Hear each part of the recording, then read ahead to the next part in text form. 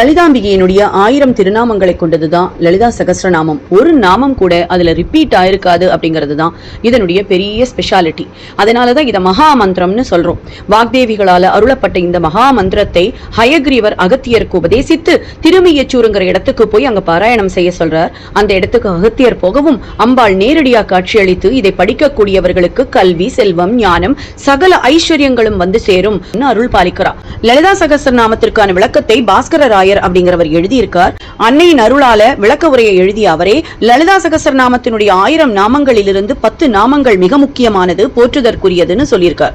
அதை 3 முறை படிச்சாலே அன்னையினுடைய 1000 திருநாமங்களையும் படித்ததற்கான பலன்கள் கிடைக்கும் அப்படின்னு சொல்லப்பட்டிருக்கு. இந்த 10 நாமங்கள் இதோ: கங்கா, பவானி, காயத்ரி, காளி, லக்ஷ்மி, சரஸ்வதி, ராஜராஜேஸ்வரி, பாலா, ஷியாமளா, லலிதா.